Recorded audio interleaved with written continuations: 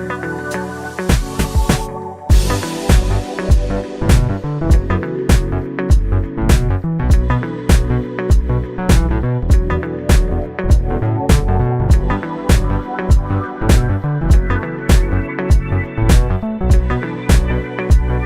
terberat ya tentu saja petahana. Petahana ya. Ya, karena dia pegang anggaran.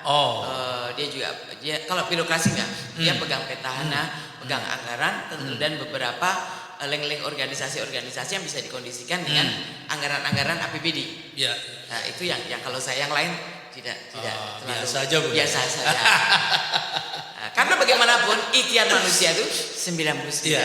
Allah yang menentukan. 1% pun Allah yang menentukan. Oke, jumpa lagi bersama obrolan Bang Jen di podcast nasional televisi luar biasa.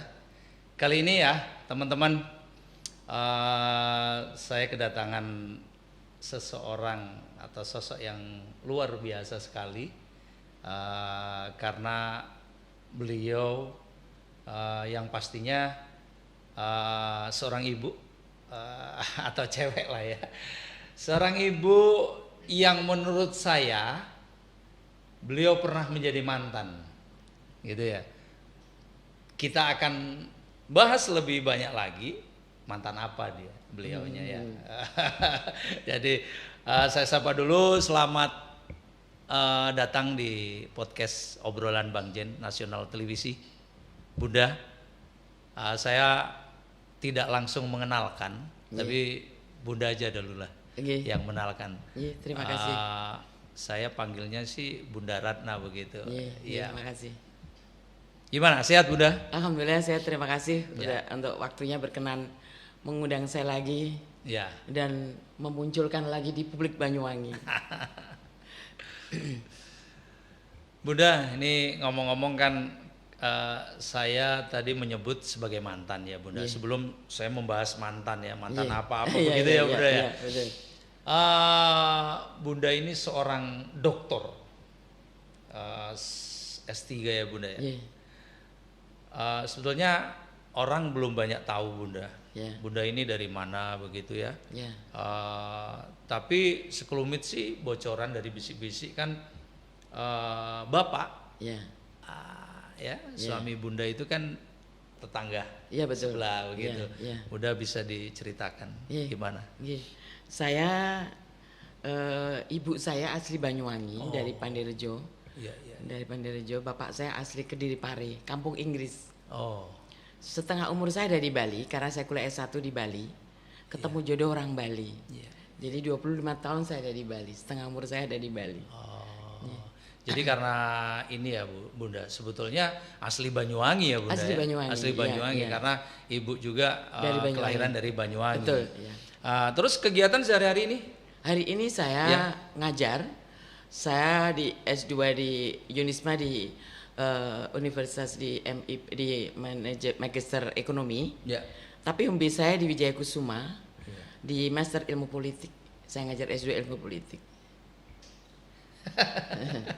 Kita baru tahu ya bahwa Bunda ini sama dengan kita, sangat luar biasa begitu ya kegiatannya sehari-hari. Bunda boleh diceritakan lebih banyak lagi Bunda terkait mantan tadi ya. Saya lihat Bunda ini pertama kali seorang perempuan yang menjadi pemimpin di daerah Banyuwangi gitu. Istilahnya periode berapa gitu saya lupa itu periode berapa, tapi terkenal pada waktu masa kepemimpinan Bunda itu ada yang namanya Juruyuruyu bir gitu. Birnya. Gimana itu Bunda? Memang saya masuk Banyuwangi tahun 2004. Waktu itu dengar ada pilkada di Banyuwangi. Waktu itu pilkada pertama yang dipilih oleh rakyat, pilkada langsung. Saya mencalonkan diri lewat PDIP. Ikut konvensi PDIP, dari 9 calon kita menang, unggul, menunggu rekom dari PDIP. Waktu itu saya juga anggota DPRD dari praksi PDIP di Jemberana, Bali. Jadi 2004 saya kampanye di Banyuwangi, 2005 pemilihan, 2005 saya tidak mendapatkan rekom PDIP. 2 minggu sebelum pendaftaran ditutup, ada keputusan Mahkamah Konstitusi bahwa partai-partai non parlemen bisa mengusung calon. Jadi saya diuntungkan dengan mukjizat turunnya putusan MK itu. Putusan MK ya. Saya tidak dapat rekom PDIP, saya mencalonkan dari partai Gurem, partai non parlemen, dengan mengumpulkan 18 partai non parlemen. Bayangkan mengumpulkan partai kecil-kecil ya, Bunda, ya? Yang andaikan bis itu kosong, sudah penumpang nggak ada, supir nggak ada, hanya bisnya saja. Jadi waktu itu luar biasa, 2 minggu mengumpulkan semua berkas dan alhamdulillah kita bisa mendaftar.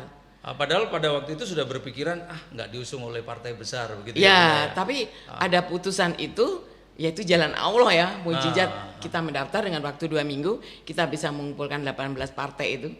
Masih ada waktu perbaikan 2 minggu untuk memperbaiki berkas. Alhamdulillah kita running, kita jalan, bisa masuk dengan 4 calon. Ada 4 calon. 4 calon waktu itu dari partai besar, ketua PDIP, ketua partai Golkar, ketua partai PKB. Tapi lawan saya 3-3-nya pimpinan dewan. Dan 2 mantan sekda. Iya. Berarti yang perempuan cuma Bunda aja ya? Saya aja yang perempuan. Ya. Motivasinya apa sih Bunda pada waktu itu ya? Bunda kan ada di Bali, kemudian tergerak karena memang historinya orang Banyuwangi juga sih. Iya betul. Apa motivasi pada waktu itu Bunda? Ya kita melihatnya, mempelajari bagaimana situasi daerah dari belajar dari buku dalam angka di Banyuwangi itu adanya di Bapeda buku itu, bahwa kondisi pendidikan dan kemiskinan di Banyuwangi luar biasa tinggi. Nah kita waktu itu jual program pendidikan gratis, arahnya untuk mengentaskan daripada kemiskinan ini. Kebodohan ini kan harus dihilangkan lewat pendidikan. Kesehatan juga begitu, angka kesakitan juga tinggi. Kita gulirkan program pendidikan dan kesehatan gratis. Kondisi pendidikan dan kemiskinan sangat tinggi, memprihatinkan, tinggi begitu ya. Kemudian itu menjadi salah satu target atau program dari program Bunda, kita ya betul. Jadi waktu itu karena lawan kita mantan sekda mengatakan tidak bisa, tidak mungkin, anggaran tidak cukup. Tapi kita yakinkan bisa, karena kita pelajari bagaimana beban anggaran kemana lebih banyak untuk kepentingan pegawai dan sebagainya. Kita sampaikan bisa dengan pembelajaran politik kita dialog kepada pemilih. Kita tiap hari keliling untuk membangun dialog bahwa program kita itu pasti bisa dilaksanakan di Banyuwangi. Terus kemudian tahun berapa itu Bunda? 2005. Periode 2005 2010. 2010 ya. Apa saja pencapaian dari Bunda selama menjabat menjadi seorang bupati? Ya, memang dari sisi pencalonan saya dianggap kuda hitam ya. Saya tidak dikenal. Kebetulan saya tidak diserang dari sisi gender, tidak diserang sama sekali saya waktu itu. Jadi saya running bebas begitu aja. Karena mereka bersaing 3 pimpinan dewan, 3 pimpinan partai besar, dan 2 mantan sekda. Dan alhamdulillah saya memenangkan 49% suara. Dari 24 kecamatan, saya 21 kecamatan memenangkan. 21 kecamatan ya. Luar biasa. Pada waktu itu ya, pendatang baru, perempuan yang tidak pernah diperhitungkan, kita bisa memenangkan 49% dari 4 kandidat loh itu, bayangin ya. Luar biasa Allah memberikan partai kita. Partai besar lagi ya Bunda. Lawannya partai besar ya. Dan kita tidak ada anggota dewan waktu itu di DPR. Kita didukung partai non parlemen, partai kecil. Tentu saja resistensinya, tekanannya luar biasa tinggi, besar. Tapi bagaimana program kita selama 5 tahun, janji politik kita bisa terrealisasi, luar biasa, alhamdulillah. Apa saja Bunda janji politik yang sudah terrealisasi? Selain dari pendidikan, kesehatan gratis, kita juga memberikan bantuan-bantuan perekonomian, juga peningkatan kesenian budaya. Juga dari sisi pengembangan SDM-nya, mereka masyarakat dari sisi UMKM, dari sisi keseniannya, kita bantu langsung anggaran.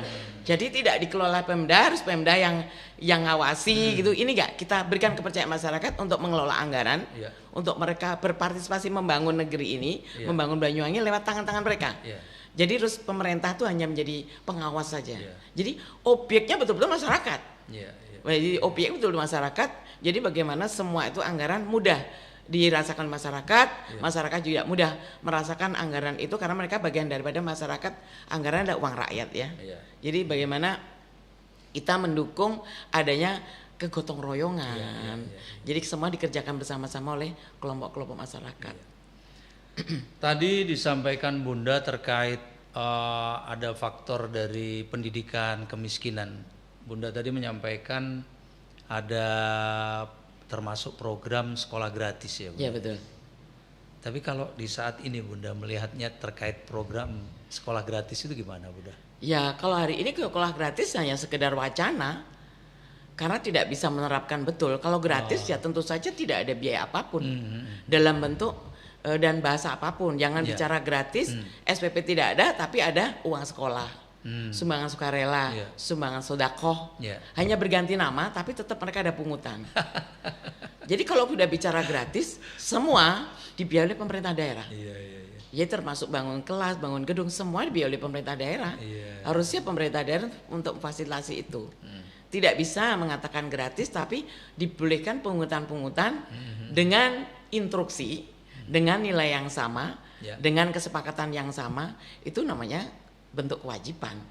Kalau bantuan sukarela kan tidak sama. Tapi di zaman Bunda dulu, di era Bunda dulu tidak boleh. Ada nggak? Tidak boleh. Kalau ada sampai ada seperti itu, ya kepala sekolahnya resiko harus diturunkan. Turun ya Bunda. Ya, jadi harus ada ketegasan. Saat bicara tidak boleh, harus ada jalan lain yang membolehkan mereka mendapatkan anggaran, yaitu apa? APBD. APBD lebih banyak. Kalau dulu aturannya 20% plus gaji, tapi waktu kita 20% di luar gaji. Dulu jadi, ya Bunda? Ya 20% itu pure untuk pendidikan, program pendidikan. Nah kalau memang aturannya di undang-undang itu ada 20% plus gaji. Melihat kondisi pendidikan Banyuwangi nggak mungkin. Makanya 20% itu di luar gaji. Jadi kita bisa 30% pendidikan untuk pendidikan aja plus gaji tadi.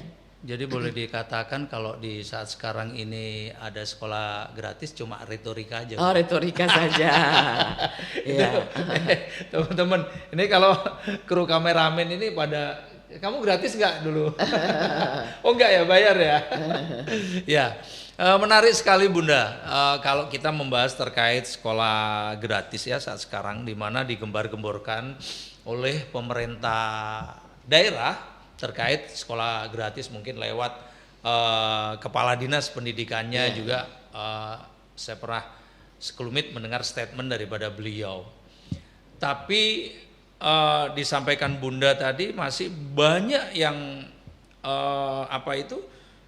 bentuk tarian-tarian, katakanlah ada pungutan cuma beda namanya aja berbeda. Terus saya dengar juga begini Bunda, itu kan di setiap sekolah itu kan, ini bahas sekolah aja dulu, ada yang namanya komite. Nah kemudian saya dengar juga di sekolah itu sekarang karena rame-rame pada disoroti, ada yang namanya restorasi justice. Itu menurut Bunda gimana itu? Ya kalau sebuah bentuk keadilan itu kan dalam hal pendidikan harus pemerataan. Tidak lihat pendidikan di kota atau di desa, tidak melihat masyarakat miskin atau kaya. Semua harus merasakan kesempatan yang sama. Jadi kalau menurut saya ya tetap bagaimana peran daripada komite sekolah itu juga harus, kan undang-undangnya sekarang ada betul itu. Harus mereka sempat ada juga usulan ada dibubarkan juga komite sekolah seperti itu ya. Jadi ini yang perlu ada di garis bawahi adalah peran sejauh mana komite sekolah ini, itu loh, dalam mengawal proses pendidikan di setiap sekolah itu. Jangan sampai hanya karena kepala komitenya itu berani bersuara lantang, akhirnya bisa mengatur sekolah itu sendiri.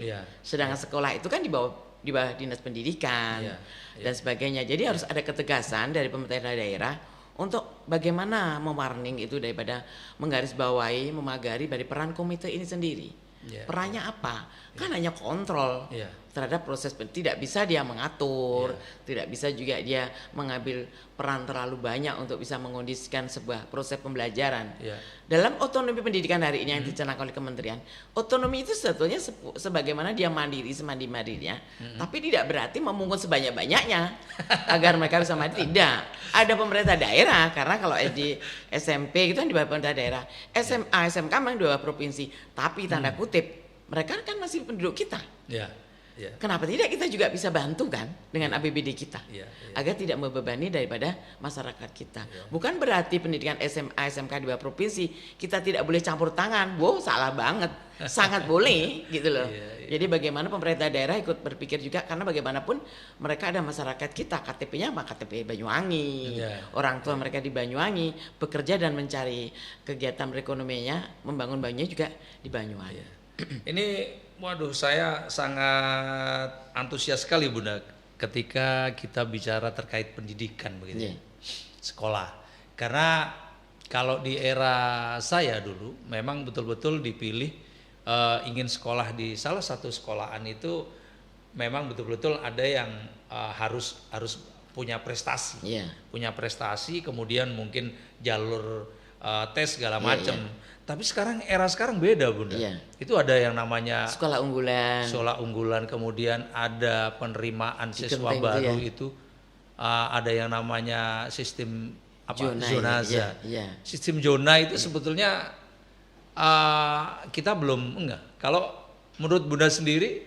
Ya, kalau dengan kondisi hari ini sistem zona, kalau jumlah kapasitas dari sekolah tidak memenuhi kuota daripada masyarakat atau penduduk di situ, terus bagaimana kelebihannya? Betul, itu juga harus dipertimbangkan kan, gitu loh. Tetap seharusnya zona prioritas juga harus dipertimbangkan dari sisi prestasi, dari sisi juga kualitas daripada murid itu sendiri.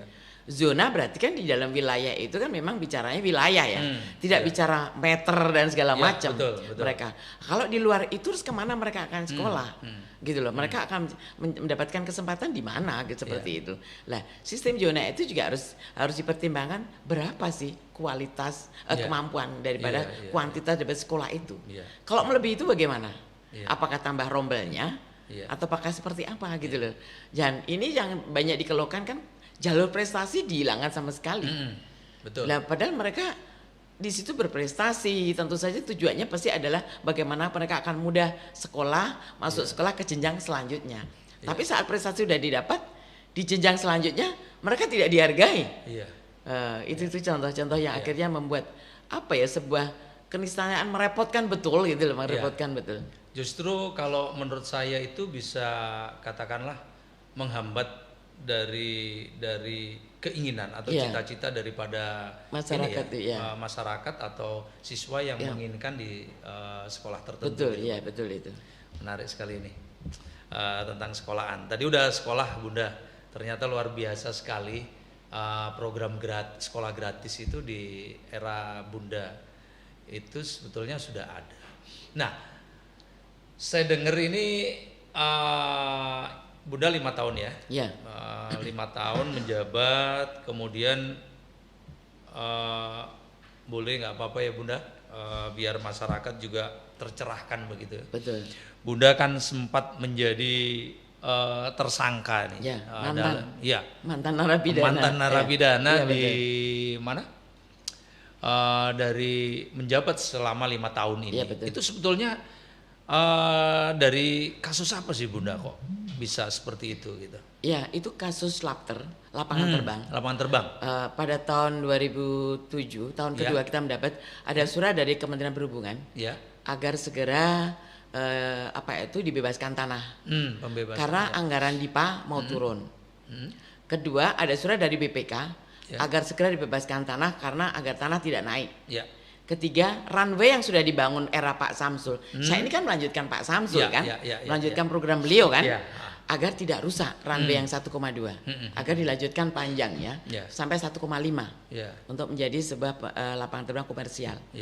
Kita melakukan itu dengan ganti rugi kepada masyarakat, harus memakai pembanding penaksir. Kita kirim surat ke pajak tidak mau. Kita tidak ada tim menaksir. Akhirnya kita melakukan musyawarah mufakat dengan Muspida dan masyarakat pemilik tanah. Pemilik tanah langsung ini harus dengan sesuai ini yang diundang, ada sesuai KTP dan pemilik suratnya. Diputuskan harga 70 dari pemerintah daerah. Kemampuan pemerintah daerah 70, masyarakat minta harga 110. Memang harga pasarnya seperti itu. Karena dengan komunikasi Muspida dan lainnya akhirnya diputuskan 70 mereka menerima. Ada beberapa mungkin yang tidak mau menerima. Tapi dengan begitu kan Pemda diuntungkan. Pemda diuntungkan kan? Pemda ya. Ya, karena ke tanahnya juga lah 1. Iya. Masyarakat minta 110, pemerintah mau 70, kan tidak ada yang dirugikan. Nah, rekeningnya pun rekening langsung pemilik tanah. Iya. Ya. Pemegang anggarannya bukan saya. Iya. Anggarannya ada di bagian perlengkapan. Iya. Yang bayar juga tanah itu bukan saya juga. Saya hanya melanjutkan program daripada Pak Samsul. Iya. Nah, pada tahun 2007 saya sudah dinyatakan tersangka. Iya. Saya tidak tahu salah saya di mana, tapi saya satu-satunya tersangka di era pemerintahan saya. Sedangkan pemegang anggaran dan yang juru bayar tidak terkena tersangka. Tidak tersangka, saya tersangka. Dan alhamdulillah saya bisa lewati semua itu sampai proses selesai. Sampai 1 periode saya selesaikan. Kalau setelah itu saya masuk karena saya mau running yang kedua, ya menjadi risiko jabatan, menjadi risiko politik. Karena buktinya hari ini bandara sudah jadi dan memang harus perlu pengorbanan, harus ada keberanian untuk memutuskan saat itu. Berarti Bunda ini sebagai apa ya? Imbas gitu. Ya, resiko jabatan lah ya, resiko jabatan. politik. Kalau saya ngomong tumbal kan salah nanti ya. Karena saya tidak menumbalkan yang lain.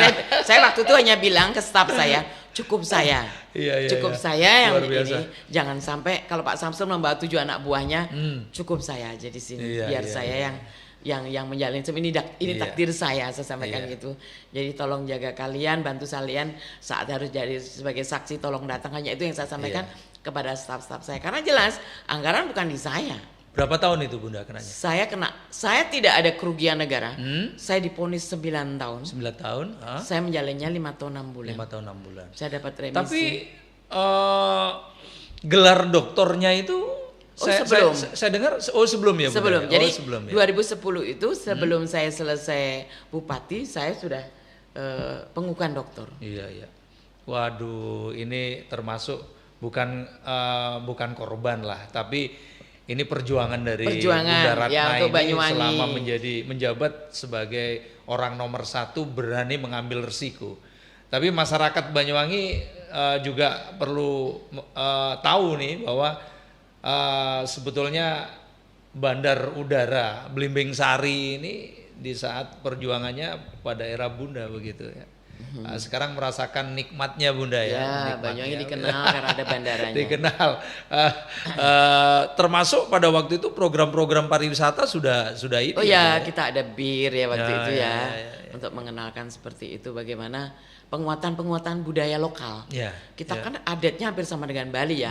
Musiknya rancak. Waktu itu saya lewat kesenian Banyuwangi saya minta untuk dibuatkan mereka perdes, sebelang-sebelang tuh kenapa bajunya ini, kenapa seragamnya, biar saat nanti semua sudah tidak ada, buku ini kan ada cerita. Apalagi dengan adanya teknologi begini, sekarang dengan adanya teknologi ini orang cerita, orang buta pun kan bisa bayangkan bagaimana sebelang ya. Saya minta waktu dibuatkan hard copy seperti itu, soft copy seperti apa, untuk bagaimana memarisi sebelang itu menjadi haki ya, hak paten Banyuwangi lah. Tapi kelihatannya belum terwujud itu. Iya. Berarti budaya terkait pariwisata di era Bunda itu sebetulnya sudah banyak dilakukan ya. Tapi kita langsung ke masyarakat bantuan seperti sebelang kita berikan alat bantuan gong, kita berikan anggarannya ke kelompok mereka. Jadi mereka melakukan dengan kepercayaan dari Pemda. Ini duitnya kamu kelola, kamu buat sebagaimana kepentingan mereka untuk mengembangkan kesenian mereka. Gak ada ini ya Bunda ya, apa itu? Ada program misalkan ada event di era Bunda itu copy paste begitu.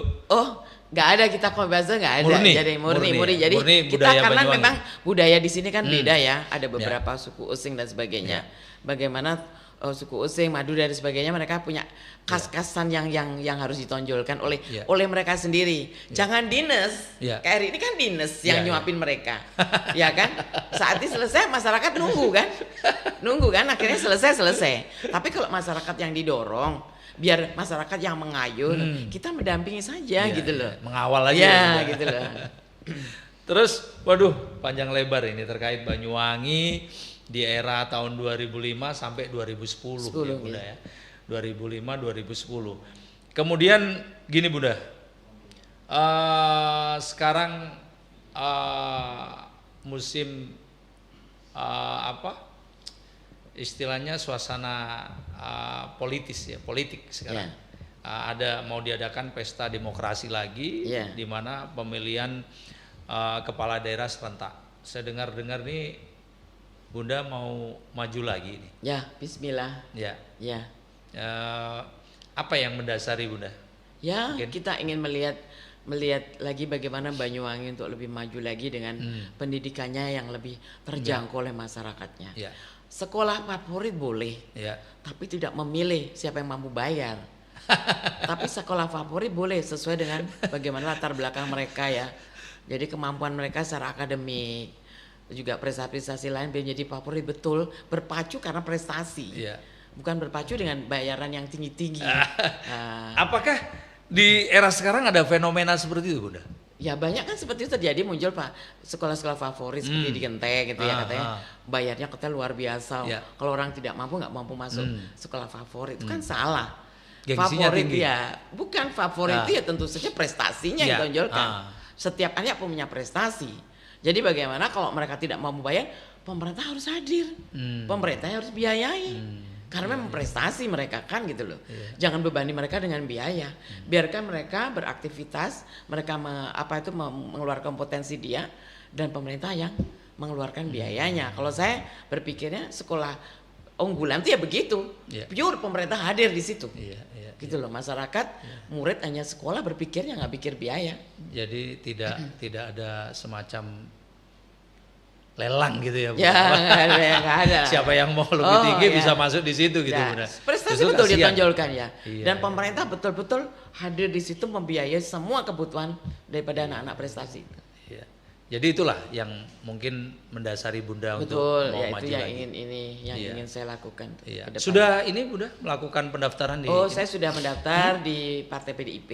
Oh, lewat PDIP. PDIP juga, Partai Nasdem juga. Oh. Juga Partai PKB juga iya. Menunggu mukjizat. Mudah-mudahan lah. Bunda, saya ada pertanyaan lagi nih. Di era Bunda saya sudah bisa membayangkan tadi dengan birnya Banyuwangi curuyu-ruyu segala macam.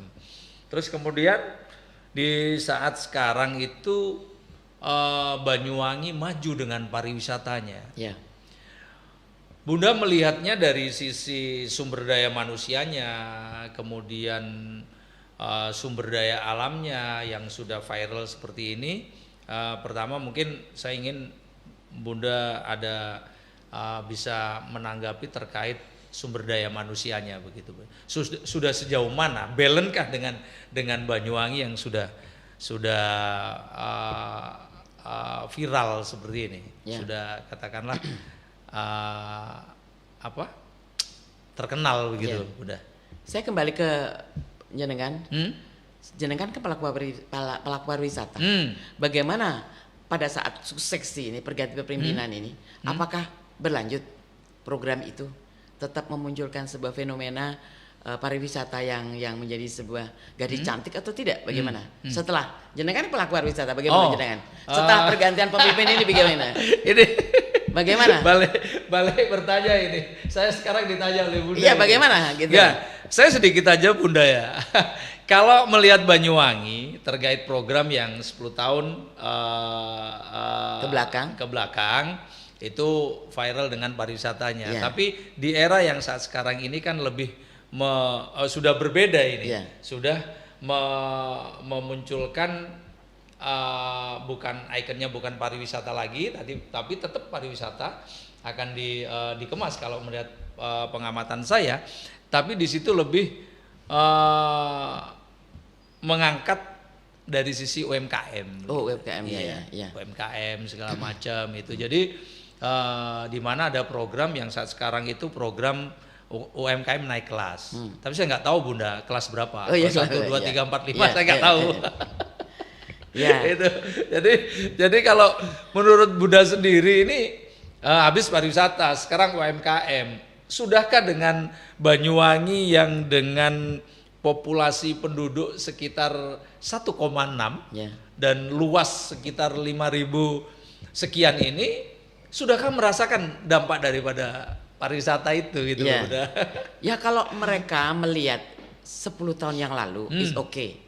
Karena ada gerakan-gerakan untuk bagaimana membomingan Banyuwangi, ya kan? Dengan segala festival dan segala macam. Pada saat itu sudah berjalan, tentu saja potensi alam akan terlihat betul semua. Ya, Wajah betul. cantik Banyuwangi termunculkan, kelihatan sekali. Sumber daya alamnya secara otomatis mengikuti lah ya, mengikuti. Mungkin juga ada beberapa dari luar daerah masuk ke Banyuwangi. Tapi di dalam akhir-akhir ini, fenomena terkait situasi bagaimana menjual Banyuwangi kan sudah tidak ada. Sudah tidak muncul lagi.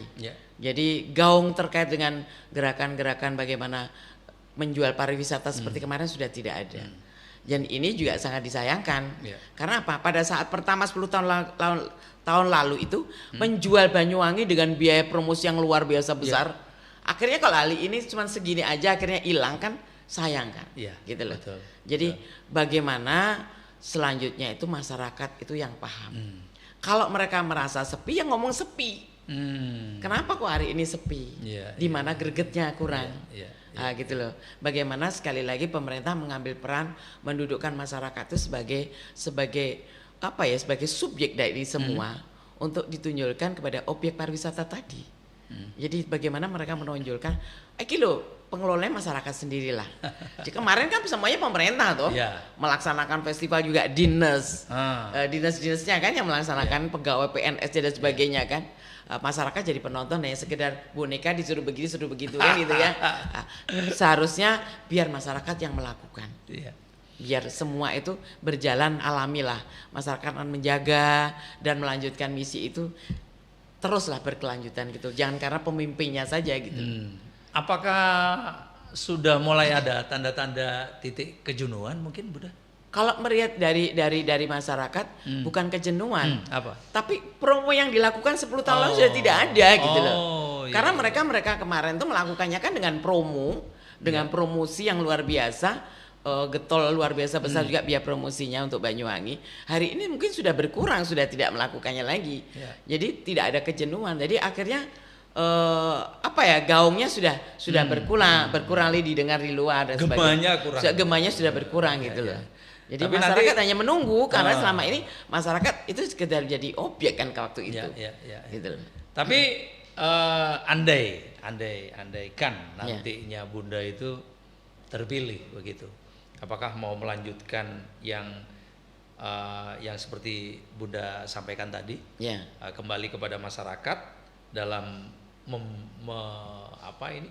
mengembangkan terkait pariwisata itu lagi atau bagaimana, Bunda? Kalau kita ada kembalikan kepada PHRI, kepada pelaku wisata, ya kan? Seperti dibalikkan bukan pemerintahnya yang melakukan, semua kan asosiasinya. Asosiasi wisata kan yang melakukannya, mereka kampanye promosi kemana melakukan asosiasinya yang melakukannya. Pemerintah hanya menyiapkan saja media. Jadi kalau saya tetap yang biar melakukannya adalah kelompok Pordakbes yang melakukan mereka kita kasih anggaran. Kalau mereka mungkin ada kelompok Pordakbes yang dari sisi air terjun, mereka kelompok kita kasih anggaran bagaimana mereka menjual produk mereka. Biar mereka bergerak dengan mereka sendiri gitu loh. Pemerintah hanya memfasilitasi aja. Kalau saya gitu loh. UMKM naik kelas seperti apa gitu loh. Naik kelas itu seperti apa. Jadi naik kelas seperti ini adalah yang dimaksud marketing pemasaran mereka harus dibuka seluas-luasnya. Gitu loh, seluas-luasnya. Jadi tidak bicara oknum saja karena ketua asosiasi terus yang dijuali yang beli ke dia terus. Tapi bagaimana ketua asosiasi itu bisa menghidupi anggotanya, menjual produk-produknya itu sampai dimanapun mereka berada gitu. Naik kelas seperti apa saya nggak tahu juga maksudnya gitu loh. Saya juga nggak tahu. Lah gitu. atau yang penting kan marketing. UMKM kan marketing kan harus ada pasar. Ya Bunda, waduh luar biasa, menarik sekali. Sudah berapa lama kita ngobrol-ngobrol sama Bunda ini? Kameramen? 30 menit ya. Tentunya masih asik bersama Bunda ini. Bunda, tadi banyak kita bicara pariwisata segala macam, kemudian pendidikan juga. Saya ingin tahu sih kalau saat sekarang ini bukan membandingkan ya, tapi di era Bunda terkait kebijakan-kebijakan yang dilakukan oleh pemerintah sekarang dan mungkin di era Bunda itu seperti apa? Mungkin masih ada persamaan kah atau mungkin ada perbedaan yang signifikan gitu Bunda? Ya, kalau saya melakukannya lebih banyak menggerakkan masyarakat dari sisi gotong royong.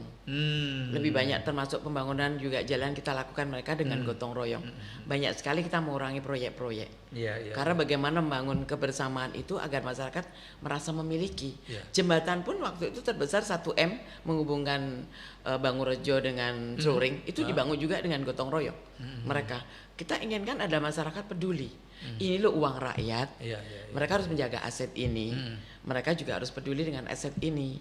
Jangan taunya ada tapi tidak mau memelihara. Kan orang Indonesia itu terkenalnya bisa membangun tapi memeliharanya susah. Sulit. Kalau perlu dirusak dulu kan. Gitu. Jadi kita ingin bagaimana melibatkan masyarakat tuh paham. Ini uang kalian. Ini uang rakyat yang dikelola oleh pemerintah. Anggap saya ini supirnya. Kalian itu penumpang saya yang dengan biaya seperti ini kalian bisa bangun seperti ini seperti itu saya. Kalau saya era saya penuh pure semua dilakukan oleh masyarakat. Oh jadi dengan sistem gotong royong itu tetap Pemda itu turun tangan terkait mungkin biayanya. Biaya ya anggaran APBD tetap anggaran ya APBD yang kita berikan tapi kepada pelibatan masyarakat langsung bagaimana mereka tuh ikut bertanggung jawab terhadap setiap proses daripada pembangunan agar terutama ikut merasa memiliki. Itu yang terpenting seperti itu. Bunda, kenapa sih terkait infrastruktur terkait kayak apa itu namanya pemeliharaan jalan, terkait perbaikan jalan segala macam. Saya lihat itu kok belum banyak ini ya, kalau boleh saya bilang rata, belum rata begitu. Dimana mungkin radius sekian meter ini yang diaspal, kemudian yang di sana nggak dilanjutkan putus. Itu kenapa sih kok bisa begitu Bunda? Biasanya begitu tuh, biasanya titipan teman-teman dewan lewat aspirasi masyarakat tadi. Jadi ada titipan dewan hanya cukup 1 kilo atau 1 meter ya udah selesai. Yang di sana nggak ada yang ngusulkan putus seperti itu. Jadi pertimbangannya bukan berangkatnya dari musrengbang yang usulan masyarakat tadi, tapi usulan lebih banyak daripada para anggota dewan ini gitu. Jadi akhirnya hanya terpusat di pendukungnya dia seperti itu. Kan tidak cantik juga kan dilihat ya, tidak cantik juga. Saya mikir begini Bunda. Ketika ada pemilihan apapun itu baik anggota dewan kemudian kepala daerah ini kan sudah dengan sistem demokrasi kan. Wajar masyarakat mungkin ada pendukungnya, pendukung si A B. Tapi ketika ini sudah menjadi seorang pemimpin di ini, misalkan baik anggota dewan maupun di yang lainnya, ini kan sudah harus bisa mewakili semua masyarakat kan budaya. Tapi notabene-nya saya lihat ini kok kurang seperti itu begitu. Nah ini menurut apakah nanti kalau Bunda terpilih ini akan memangkas hal-hal yang seperti itu atau mungkin seperti apa Bunda? Ya kalau nanti saya terpilih, insya Allah kita bagaimana yang kita ingat prioritas anggaran itu sendiri. Karena kemampuan anggaran juga terbatas menjadi prioritas terutama daerah-daerah yang bersinggungan dengan peningkatan ekonomi. Jadi kita tidak bicara lagi bagaimana itu dukung-mendukung atau tidak. Karena kalau kita udah duduk ya sudah menjadi milik semua masyarakat. Yang mendukung tidak mendukung ya harus sama-sama bekerja sama gitu lah. Jadi yang kita lihat adalah bagaimana potensi daripada wilayah itu terkait dukungan dengan pengembangan wilayah. Jadi mungkin dari ekonominya, dari untuk pengembangan pendidikannya dan sebagainya. Itu yang prioritas yang dilihat perlu saja. Sumber daya alamnya yang bisa meningkatkan ekonomi, yang itu harus kita perbaiki untuk bisa memudahkan biaya dan meringankan biaya produksi kan seperti itu. Jalan-jalan seperti itu. Berarti ini di kontestan pemilihan kepala daerah di Banyuwangi ini kan ada beberapa ya Bunda ya. Kalau dulu sih Bunda single fighter begitu, perempuan sendirian lagi musuhnya yang lain. Kalau sekarang nanti kan incumbent kan juga. Petahana nggak perempuan. Petahana kan ini juga perempuan itu bagaimana Bunda menghadapi strategi ini atau mengenalkan kepada masyarakat bahwa ini ada 2 Sri Kandi nih? Tentu saja beda. Hari ini dengan program beliau sebagai petahana mengucurkan bansos sampai 115M dalam rangka ini kan, mulai Kanggo Riko, ini dan Bupati Kap dan sebagainya. Bagi saya wajar. Cuman kan banyak pertanyaan masyarakat, kenapa baru sekarang? Lah gitu loh. Kemarin kemana anggaran-anggaran ini? Kenapa baru sekarang dikucurkan? Lah gitu lah. Dulu kemana? Lah, gitu. Terutama duit-duit ini kemana gitu loh ya. Kenapa baru sekarang dikucurkan? Lah itu bagi saya, kita bersaing, kita tidak melihat gender, kita bias gender, ya kan? Kita melihatnya adalah secara utuh persaingan ini sehat. Saya melalui proses pendaftaran, saya melalui proses seperti itu, saya lalui dengan semua. Dan saya tidak akan melakukan hal sama, karena kalau melakukan dengan yang sama buang uang dan sebagainya, podo karang nguyai segoro lah saya. Sedangkan saya tidak ada untuk itu kan. Saya hanya bisa jual dialog. Jadi saya bisa jual dialog, bangun komunikasi dengan pemilih-pemilih lama. Jadi kayak reunian gitu ya. Kata jenengan gitu, kembalinya sang mantan ya. Jadi saya lebih banyak ketemu dengan pendukung-pendukung lama, membangun komunikasi lagi, kita bicarakan lagi untuk bisa membangun bersama bagaimana Banyuwangi ke depan lebih baik gitu. Bukan berarti tidak baik tapi yang baik kita teruskan, yang baik kita teruskan seperti itu. Melihatnya Bunda dari beberapa calon yang sudah menebar pesona lah Bunda ya di luaran sana. Kalau menurut Bunda sendiri dari sekian calon ini, mana kira-kira calon yang menjadi kompetitor terberat begitu Bunda? Oh, kalau terberat ya menurut tentu saja petahana. Petahana ya. Karena dia pegang anggaran. Dia kalau birokrasi enggak, dia pegang petahana, pegang anggaran tentu dan beberapa link-link organisasi-organisasi yang bisa dikondisikan dengan anggaran-anggaran APBD. Nah, itu yang kalau saya yang lain tidak terlalu biasa aja Bunda. Biasa saja. Nah, karena bagaimanapun ikhtiar manusia itu 99. Allah yang menentukan. 1% kun Allah yang menentukan. Sampai segitunya terkait tadi Bunda secara mungkin finansial ya disampaikan tadi ya. Petahana itu memiliki ini pengelolaan anggaran segala macam. Apa sampai segitunya Bunda terkait kontestasi pemilihan kepala daerah itu? Apa memang dibutuhkan finansial atau biaya yang begitu besar begitu? Saya bicara kalau beliau kan mengelola ininya kan bansosnya kan dari APBD. Tapi kalau terkait dengan anggaran-anggaran lain untuk pilkada tentu saja besar tiap orang kan beda-beda. Kayak saya dari dulu biasa saya itu dialog politik. Jadi tidak bicara dengan seremonial gitu enggak. Saya selalu jalan sampai hari ini saya juga jalan terus. Saya berusaha untuk dialog. Paling nggak minimal sehari 5 titik untuk membangun lagi komunikasi, membuka juga memori mereka. Jadi saya datang pun saya sampaikan, saya tidak bisa memberi uang, saya hanya memberi uang untuk aqua dan kue sebenarnya, tidak memberi sangu untuk yang datang. Dan itu yang saya tekankan kepada mereka. Itu sebetulnya begitu, pembelajaran politik itu ya. seperti itu. Nanti pada saat sudah pilihan perlu kita memang untuk saksi ya, untuk mengamankan suara kita, diakui atau tidak perlu. Untuk saksi itu wajar lah wajar itu ya karena lelah lah mereka apapun uang lelah mereka pemilihan kepala ketua kelas saja begitu betul ya. Ada ini apalagi pemilihan kepala daerah. Yang terakhir Bunda dari ngobrol-ngobrol kita ini kira-kira ketika nanti Bunda, ini sudah ya Bunda, katakanlah sudah ada rekomendasi ya? Belum ada yang turun, belum ada satu yang dapat rekomendasi. Kapan itu nanti biasanya injury time ya, biasanya 1 minggu sebelum pendaftaran atau 2 hari sebelum pendaftaran bisa juga. Oh gitu. Pendaftarannya kan 27 Agustus. Tapi yakin ya Bunda? Bismillah, harus yakin. Gitu ya. Harus yakin kusnudul sama Allah.